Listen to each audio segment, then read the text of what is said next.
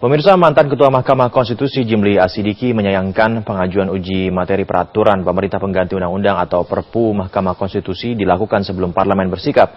Menurut Jimli, uji materi Perpu ini membuat ruang gerak dari MK menjadi serba salah.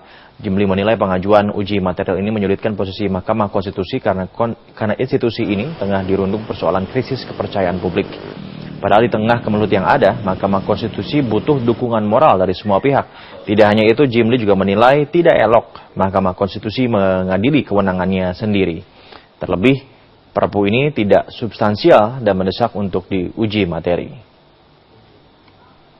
Perpu ini untuk diterima sebagai Perpu yang diuji di MK, tidak terlalu menyangkut soal constitutional rights, tidak terlalu serius, karena ini agak politis. Apalagi yang menyangkut MK sendiri, jadi kurang elok. Ya, pemirsa, pengamat hukum tata negara Refli Harun menyayangkan adanya penolakan peraturan pemerintah pengganti undang-undang atau Perpu Mahkamah Konstitusi yang dikeluarkan Presiden Susilo Bambang Yudhoyono.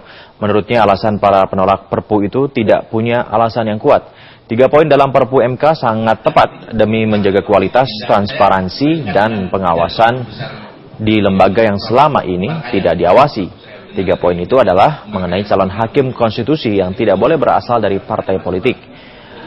Menurut Refli, tepat karena hakim harus bebas dari kepentingan. Sementara jika hakim konstitusi masih kental dengan partai politik, akan bisa diintervensi oleh parpolnya.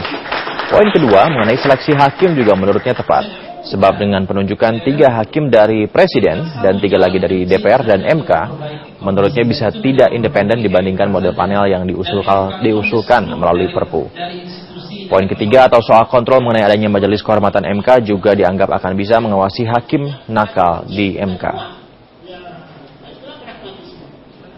Materi Perpu ini menurut saya sangat baik, apalagi ditambah ke depan ini akan ada 2 hakim konstitusi yang akan digantikan.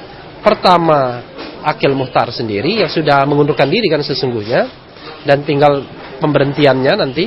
Kemudian yang kedua Pak Haryono yang akan pensiun pada bulan April, berarti menjelang pemilu, ya kan? Jadi sangat strategis nanti, karena nanti MK akan menyidangkan sengketa hasil pemilu itu kira-kira pada bulan